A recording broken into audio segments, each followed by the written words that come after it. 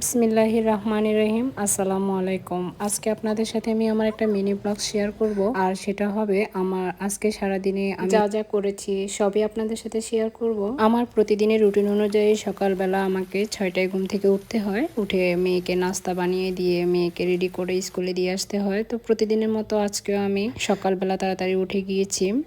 গতকাল রাতে গরুর মাংস দিয়ে আমার বুটের ডাল দিয়ে রান্না করা ছিল, তো সকালবেলা আমি শুধু খোলা পিঠা বানিয়েছি। আমার মেয়েও তেমন একটা খাবে না, সেও শুধু একটা খেয়েছে, তো আমিও একটা খেয়েছি। তো এরপর আমি আমার মেয়েকে স্কুলে দিয়ে আসলাম। স্কুলে দিয়ে আসার পর আমি নিজে স্কুলে যাবো, তার জন্য আমি বাস ধরেছি।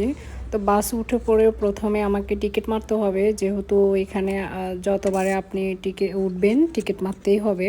আর টিকিটগুলোর মেয়াদ থাকে, আমাদের দেশে তো আমরা ভাড়া দেই, কিন্তু এই দেশে টিকিট মারতে হয় নিজেরটা নিজেকে। সেটার একটা নির্দিষ্ট মেয়াদ থাকে, কোনোটা থাকে 60 মিনিট, কোনোটা 100 মিনিট, এভাবেই থাকে।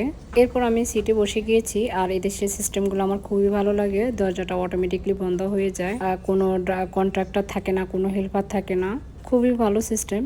আমার যেতে অনেকটাই প্রায় 10-15 মিনিটের মতো সময় লাগবে, অত বেশি দূরেও না, খুব বেশি কাছেও না। তো এবার আপনাদেরকে বলি আমি কিসের জন্য পড়তে যাচ্ছি। তো ইউরোপে বা ইতালিতে এইসব দেশগুলোতে থাকতে হলে আমাদেরকে বাধ্যতামূলক স্কুলের সার্টিফিকেট নিতে হবে, যে আমাদের যে আমরা বসবাস করার জন্য যে আমাদের একটা কার্ড, যে সৌজন্য কার্ডটা, সেটার জন্য আমাদেরকে একটা আদুয়ের সার্টিফিকেটের প্রয়োজন। আবার যারা পাসপোর্ট নিবে তাদের পাসপোর্টের জন্য একটা সার্টিফিকেটের প্রয়োজন। তো আমার একটা সার্টিফিকেট নিয়ে হয়ে গেছে, আদুয়াটা শেষ হয়ে গেছে। তো আমি এখন বিউনোটা শুরু করেছি, দেখা যাক ওটা আস্তে আস্তে শেষ করব।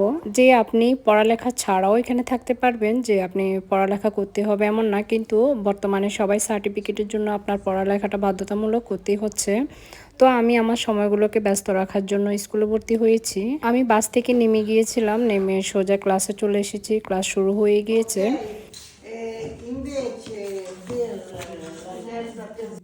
তো ইতালিয়ান ভাষাটা খুবই কঠিন ছিল, আর বিহনুর পড়াটা অনেক কঠিন।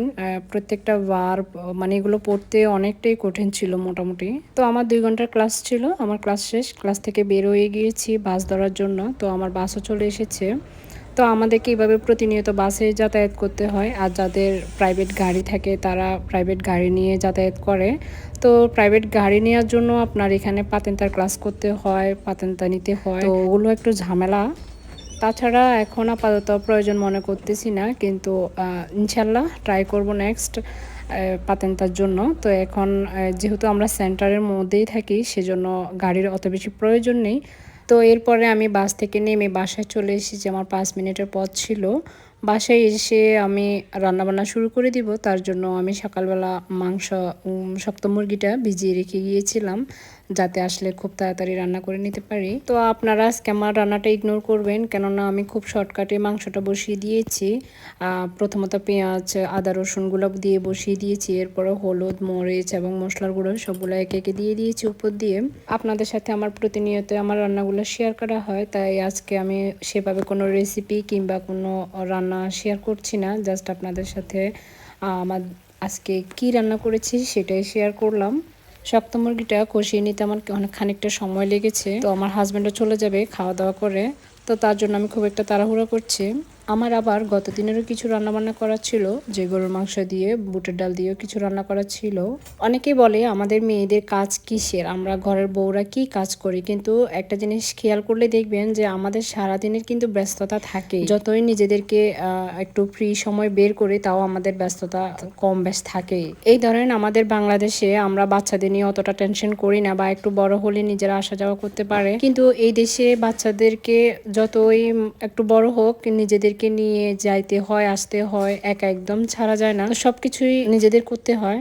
তো আমার আজকের ভিডিওটা আপনাদের কাছে কেমন লেগেছে অবশ্যই কমেন্টে জানাবেন। আজকের মতো এখানে বিদায়, আল্লাহ হাফিজ।